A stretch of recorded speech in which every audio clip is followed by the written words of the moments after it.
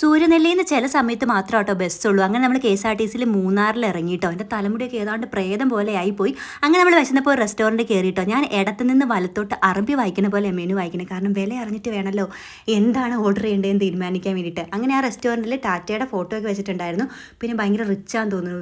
വെളുത്തുള്ളി കൊണ്ടും സവാള കൊണ്ടൊക്കെ മാലയൊക്കെ അവിടെ തൂക്കിയിട്ടുണ്ടായിരുന്നു കേട്ടോ. അപ്പോൾ നമ്മൾ ഗോബി മഞ്ചൂരിയനും ചപ്പാത്തിയാണ് ഓർഡർ ചെയ്തത്. എനിക്ക് ഭയങ്കര ഇഷ്ടമായിട്ടൊന്നും അല്ല. അവിടെ ഏറ്റവും വില കുറഞ്ഞ അതായിരുന്നു ഉണ്ടായിരുന്നുള്ളൂ. അങ്ങനെ ഞാൻ ഗോദ സിനിമയൊക്കെ കണ്ടുകൊണ്ടാണ് കേട്ടോ ഭക്ഷണം കഴിച്ചത്, തന്നെയല്ലേ ഉള്ളൂ. അങ്ങനെ നമ്മൾ തിരിച്ച് വീട്ടിലേക്കുള്ള വണ്ടി പിടിച്ചു. തൊടുപുഴയാണ് കേട്ടോ എൻ്റെ നാട്. എൻ്റെ സ്വന്തം നാടല്ല സൂര്യനെല്ലി. ജോലിയുടെ ഭാഗമായിട്ട് ഞാൻ സൂര്യനെല്ലി വന്ന് നിൽക്കണതാണ് കേട്ടോ. എന്നാ ചൂടാല്ലേ ഇപ്പം ഈ നാട്ടിൽ മൊത്തം.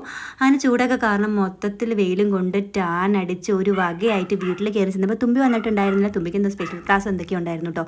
അവളുടെ ചേട്ടൻ വീഡിയോ എടുക്കാണ്ടിട്ട് ഇത് ആരുടെ ഫോണാ, തുമ്പിമ്മ വന്നോ അതേ എന്നൊക്കെ അവൾ ചോദിക്കുന്നത് കേട്ടോ ഈ കേൾക്കുന്നത്.